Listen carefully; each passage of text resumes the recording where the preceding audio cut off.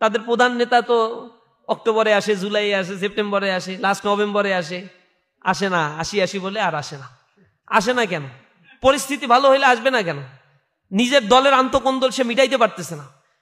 ঘোষণা করছে 237টা আসন, তার মধ্যে 60% আসনেই এখন বিদ্রোহ চলছে।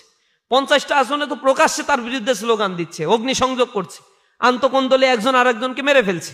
এই ঘটনাগুলো যেহেতু ঘটছে, নেতার আদেশই শোনে না।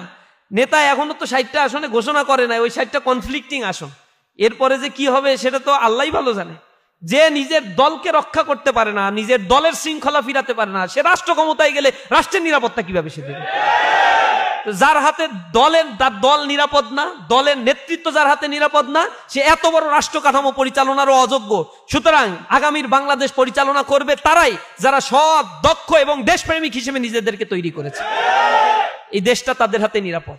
এজন্য আগামী দিনে দাঁড়িপাল্লার এই জয়গান আমাদেরকে প্রত্যেকটা কর্ণকুহরে পৌঁছে দিতে হবে।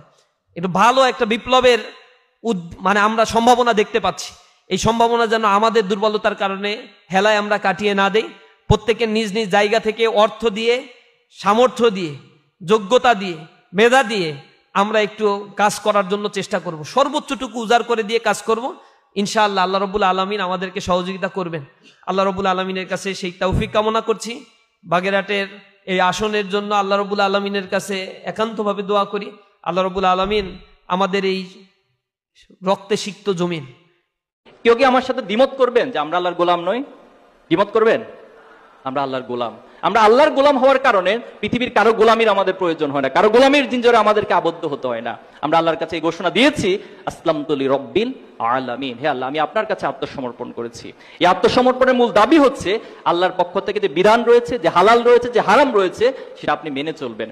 ইসলামী ছাত্র শিবির আপনাকে শুধু দুনিয়ার সফল হতে বলবে না, দুনিয়ার সফলতার পাশাপাশি আপনাকে অফিল আখিরাতে হাসানা, কাল কিয়ামতের মাঠে যেন আপনি আল্লাহর কাছে সফল ব্যক্তি হিসেবে, বান্দা হিসেবে উপস্থাপিত হতে পারেন, সেই প্রত্যাশা ব্যক্ত আমরা করব। ফ্যাসিস্টের এক টাকলা মুরাদ মনে করিয়ে দিচ্ছি, শুধু এই মাওলানা ডক্টর আজহারি হাফিজাহুল্লাহ বলেছেন, ওই যে কি একটা বলে ঠিক না বা ঠিক, এই কথা বলার দুই একদিনের মাথায় ওর মন্ত্রিত্ব চলে গিয়ে অপমান লাঞ্ছনার কাজ করে আল্লাহকে দাঁড় করিয়েছিলেন। আজ যারা আজহারিকে আজহারি কিংবা ফাজাহারি বলেন, আপনাদেরকে লাঞ্ছনা এবং অপমানের শেষ ঠিকানায় পৌঁছে দিতে ওই আল্লাহর সময় দরকার হবে না। কি বলেন? আমরা জানি না আপনারা এগুলো বুঝে না নাকি না বুঝে, নাকি শয়তানের পাল্লায় পড়ে বলেন।